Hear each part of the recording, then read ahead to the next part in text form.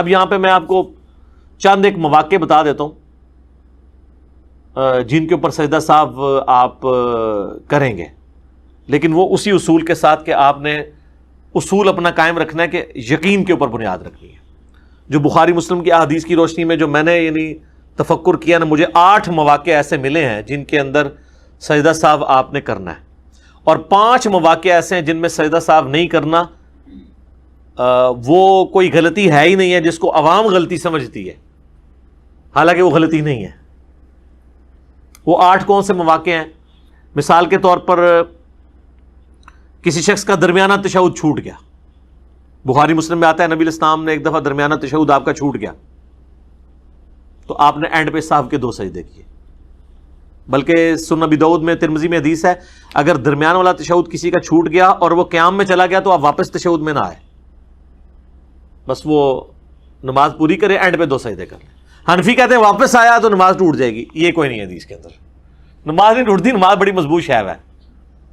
وہ کہتے ہیں اس لیے کہ وہ فرض کو چھوڑ کے دوبارہ واجب کی طرف آیا. سر وہ فرض کو چھوڑ کے واجب کی طرف نہیں آیا، وہ چھوٹے ہوئے واجب کو پکڑنے کے لیے آیا. فرض میں دوبارہ واپس آئے گا، صبر کرو، یہ نہیں ہے کہ تو ناس جائے گا.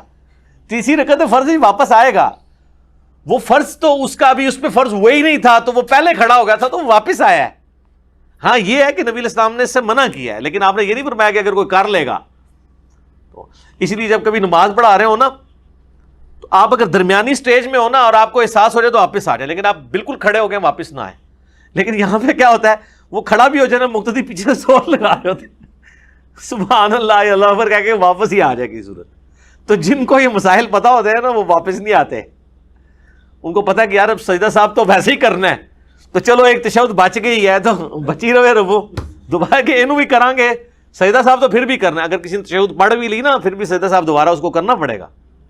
مسئلہ 92 میرا ڈیٹیل کے ساتھ ریکارڈڈ ہے سجدہ صاحب کے اوپر، آلموسٹ یہ ساری باتیں میں نے اس میں بھی ڈسکس کی تھی.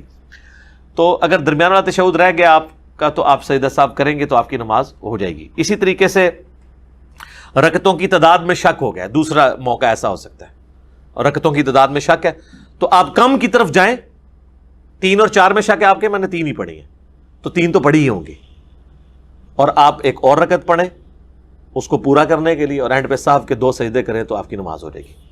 تیسرا موقع کہ آپ نے نماز جو ہے وہ رکعتیں کم پڑھی اور بعد میں پتہ چلا کہ یار وہ تو میں تو امام کے ساتھ دوسری رکعت میں ملا تھا اور میری ایک رکعت تو رہتی تھی، میں تو ساتھ اسلام پھیر دیے. کوئی مسئلہ نہیں، آپ بعد میں جا کے ایون سنتے بھی پڑھ چکے ہیں، وضو بھی ٹوٹ گیا، دوبارہ وضو کریں اور ایک رکعت جو رہ گئی تھی وہ پڑھیں اور سجدہ صاحب کے 2 سجدے نکال لیں تو آپ کی نماز درست ہو جائے گی. اسی طریقے سے کسی کو خیال آیا کہ یار میں نے تو زیادہ رکعتیں پڑھ لی ہیں، یہ ویسے بہت کم ہوگا، لیکن ظاہر ایک آپشن تو موجود ہے کہ ایک بندے نے مغرب کی 3 کی بجائے 4 رکعتیں پڑھ لی ہیں تو سجدہ صاحب کر لیں، اس کی نماز درست ہے.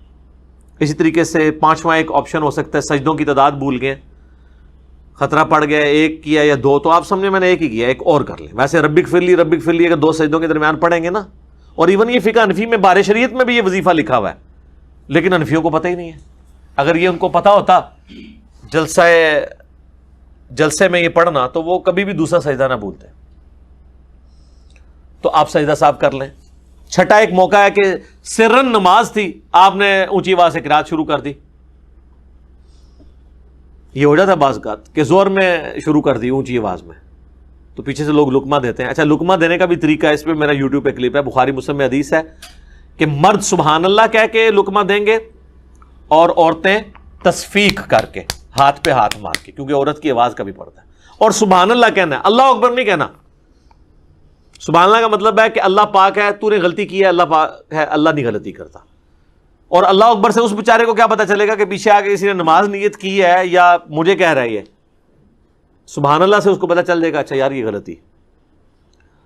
تو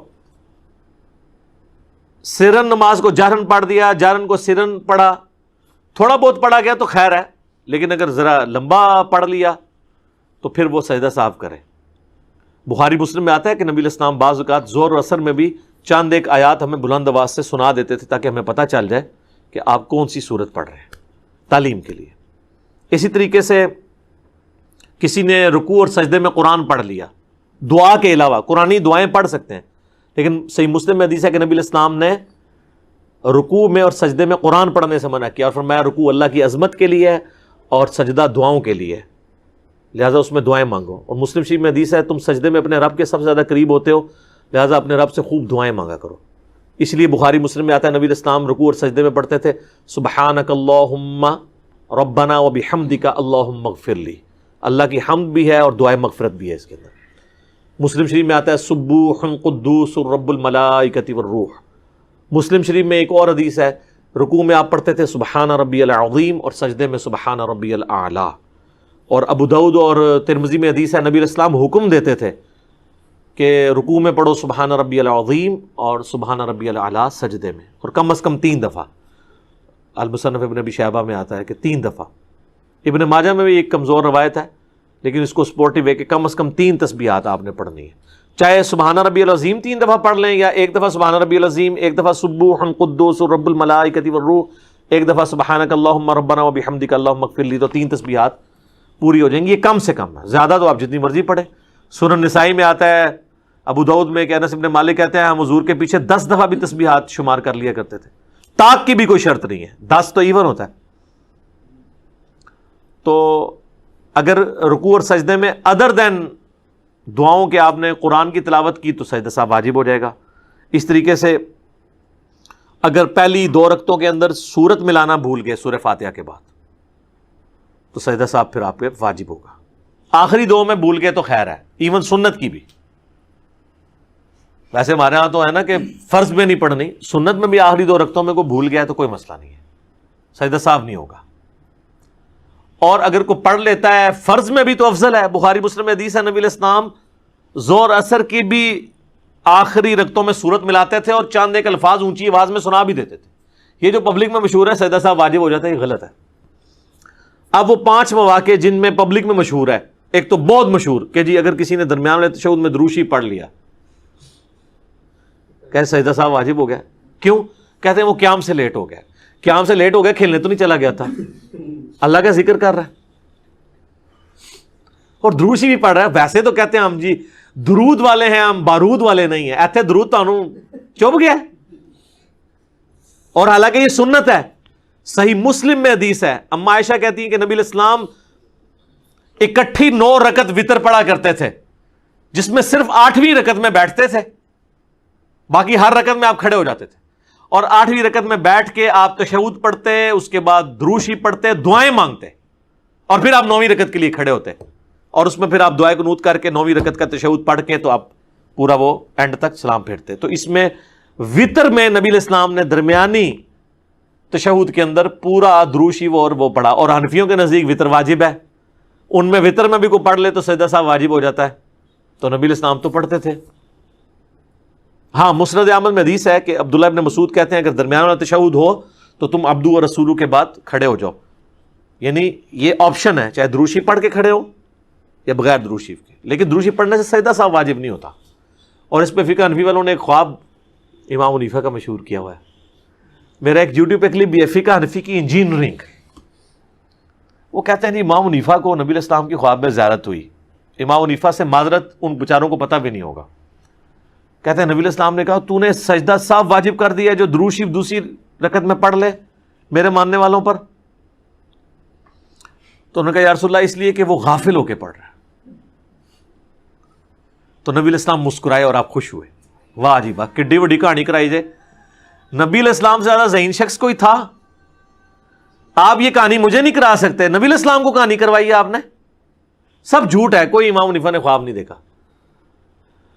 اگلی بات یہ تھی کہ نبی علیہ السلام یہ پوچھتے کہ بھئی اگر کوئی جان بوجھ کے پڑھے بڑے شوق سے محبت کے ساتھ یہ کہتے ہوئے کہ ہم درود والے ہیں بارود والے نہیں ہیں، پھر تو کیا کہتا ہے؟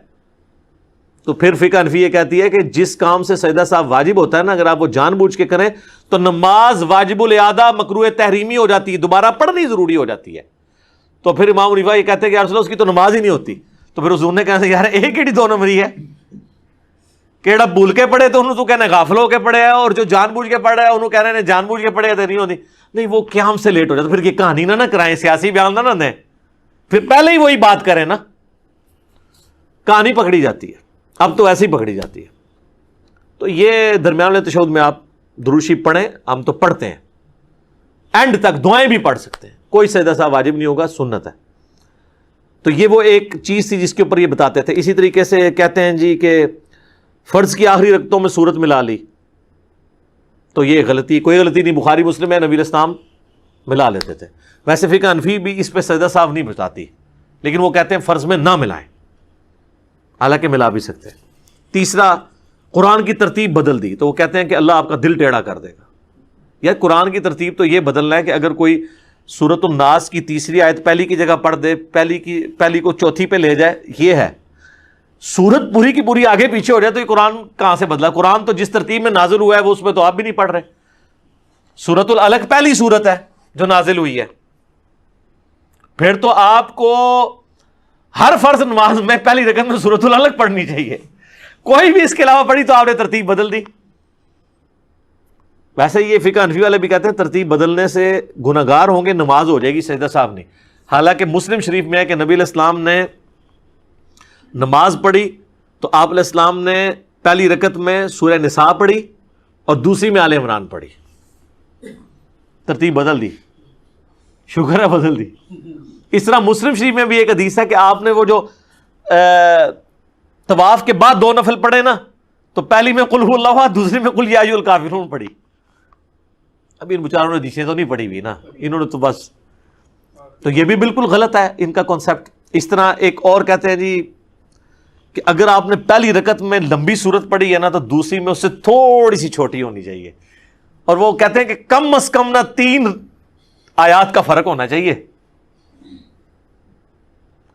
تو سر بخاری مسلم میں حدیث ہے نبی علیہ السلام عید میں اور جمعے میں پہلی رکعت میں پڑھتے تھے سبح اسم ربک الاعلی اور دوسری میں سورۃ الغاشیہ۔ تو سورۃ الغاشیہ تو بہت بڑی ہے سورہ، سبح اسم ربک الاعلی سے اس کی آیات اس سے کئی زیادہ ہے، کوئی سجدہ سہو واجب نہیں ہوتا۔ اسی طریقے سے ہر رکعت میں اگر کوئی ایک ہی سورت پڑھتا ہے تو کوئی سجدہ سہو واجب نہیں ہوگا، بلکہ اگر وہ سورۃ الاخلاص پڑھ رہا ہے تو پسندیدہ ہے۔ بخاری مسلم میں حدیث ہے، ایک صحابی تھے وہ ہر رکعت میں سورہ اخلاص پڑھتے تھے، تو حضور نے کہا کہ کیوں پڑھتے ہیں؟ ان کا اس میں میرے رب رحمان کی تعریف ہے تو میں اس سے محبت کرتا ہوں۔ تو نبی علیہ السلام نے فرمایا کہ اللہ تعالیٰ بھی پھر تم سے محبت کرتا ہے اور سورہ اخلاص کی محبت تمہیں جنت میں لے جائے گی، ٹھیک ہے؟ تو سورہ اخلاص آپ ہر رکعت میں پڑھ سکتے ہیں، نوافل میں تو افضل ہے، اور باقی صورتوں کے ساتھ ملا کے بھی پڑھ سکتے ہیں۔ سورہ اخلاص جو ہے نا یہ تو توحید، دعوت توحید ہے اور توحید اسلام کی بنیاد ہے۔ تو قل هو اللہ احد اللہ الصمد لم یلد ولم یولد ولم یکن لہ کفوا احد، سورۃ الاخلاص آپ ہر رکعت میں پڑھیں، کوئی سجدہ سہو واجب نہیں ہوگا۔